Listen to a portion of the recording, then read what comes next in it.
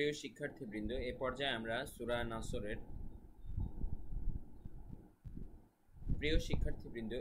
আমরা সূরা নাসরের অর্থ শিখব এবং পাশাপাশি কোথায় কোথায় আপনাদের উচ্চারণগুলো ভালো মতো খেয়াল রাখতে হবে সেই জায়গাগুলো দেখিয়ে দিব। বিসমিল্লাহির রহমানির রহিম। শুরু করছি আল্লাহর নামে, যিনি পরম করুণাময়, অসীম দয়ালু। إذا جاء نصر الله والفتح। ইদা জালের উচ্চারণ ঠিক রাখবেন কিন্তু। আর ইদা এখানে এক আলিফ টান, তারপরে যা এই জায়গাটায় চার আলিফ টান, কেননা এই চিহ্ন আছে চার আলিফ টানের চিহ্ন। তারপরে যা পরে নাসরুল্লাহি, এখানে কিন্তু লাম মোটা হবে উচ্চারণ ল, কেননা এই কেননা এই খাড়া জবরের আগে কিন্তু পেশ আছে। তারপরে নাসরুল্লাহি এক আলিফ টান হবে ল এখানে। তারপরে ওয়াল ফাতহ, এখানে কিন্তু পরপর দুইটা সাকিন হয়ে যাওয়ার কারণে ফাতহু না বলে আমরা ফাতহ ফাতহ, মানে হাটা খালি এভাবে আসবে, ফাতহ ফাতহ, ঠিক আছে। ওয়াল ফাতহ, এই উচ্চারণটা কিন্তু একটু কঠিন, তাই ভালো মতো প্র্যাকটিস করবেন। ইযা জাআ নাসরুল্লাহি ওয়াল ফাতহ, যখন আসবে আল্লাহর সাহায্য ও বিজয়।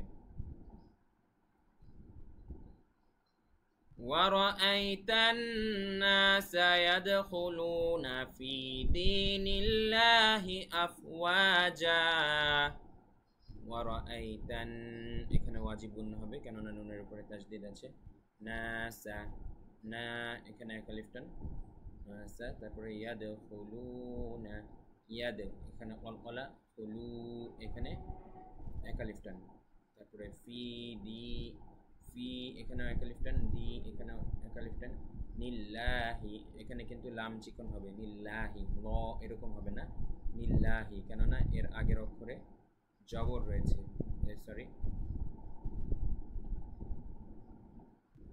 কেননা এর আগের অক্ষরে জের রয়েছে।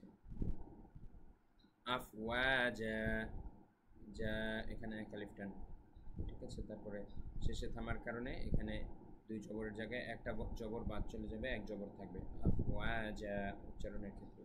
এই উচ্চারণটা এমন হবে আফওয়াজা। وَرَأَيْتَ النَّاسَ يَدْخُلُونَ فِي دِينِ اللَّهِ أَفْوَاجًا, এবং আপনি মানুষকে দলে দলে আল্লাহর দ্বীনে প্রবেশ করতে দেখবেন। فَسَبِّحْ بِحَمْدِ رَبِّكَ وَاسْتَغْفِرْهُ إِنَّهُ كَانَ تَوَّابًا। তখন আপনি আপনার পালনকর্তার পবিত্রতা বর্ণনা করুন এবং তার কাছে ক্ষমা প্রার্থনা করুন, নিশ্চয়ই তিনি ক্ষমাকারী।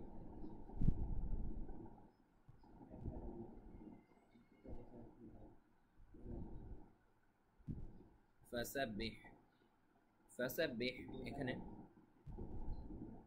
হ্যাঁ এখন আমরা বলছি এটার কোথায় কোথায় আপনারা উচ্চারণগুলো খেয়াল রাখবেন। দেখুন ফাসাব্বিহ, এখানে হায়ের উচ্চারণটা ঠিক রাখবেন। বিহামদি, এখানে হায়ের উচ্চারণ খেয়াল রাখতে হবে। বিহামদি রব্বিকা ওয়াস্তাগফির, দেখুন এখানে পাশাপাশি দুইটা সাকিন হওয়ার কারণে ফির ফির এরকম উচ্চারণ করতে হবে, ওয়াস্তাগফির থামার কারণে। আর থেমেছি কেন? এই চিহ্নর কারণে, এখানে থামার একটা জায়গা আছে। তারপরে ইন্নাহু, ইন এখানে ওয়াজিব গুণ না, কেননা নুনের উপরে তাসদিদ আছে। তারপর হু হাউলটা পেশ, এই জন্য এক আলিফ টান।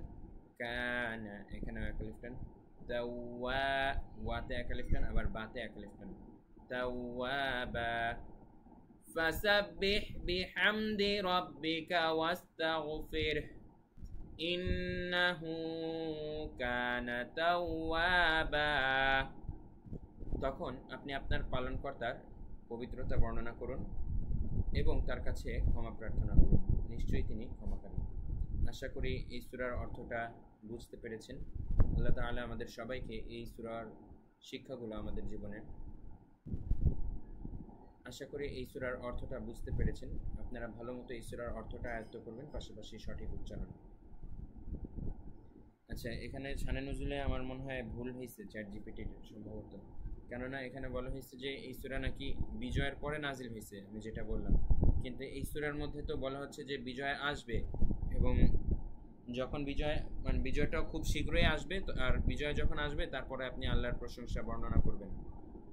তো এখানে তো কথাটা মিলল না। চ্যাট জিপিটি এই ভুলগুলো অনেক সময় করে, আগেও দেখছি তো। এখন এটা একটু কোথাও থেকে মিলাইতে হবে, দেখি।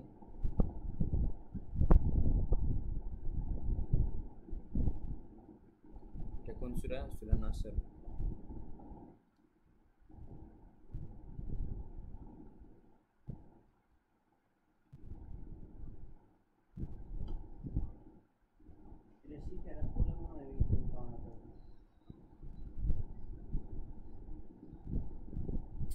হ্যাঁ, দাঁড়াও আগে একটু দেখি।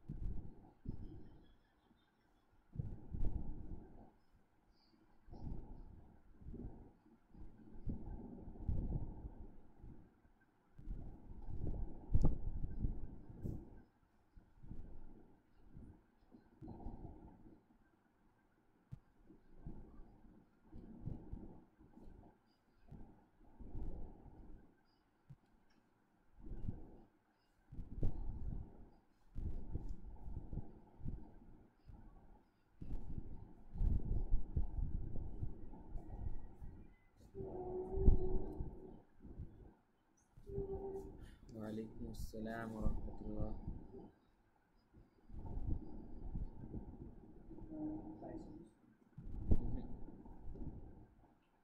গুগল ডিরেক্ট ক্রোমে সার্চ দাও তো সূরা। কি আসছে ক্রোমে?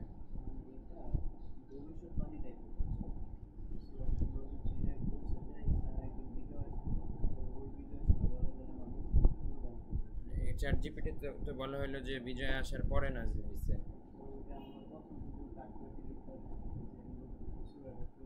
এখন আসলে কোনটা সত্য একটু দেখো, সঠিকটাই তো জানানো উচিত। তাফসীর না দেখে শুধু শানে নজুল সার্চ দাও, যে সূরা নাসরের শানে নজুল।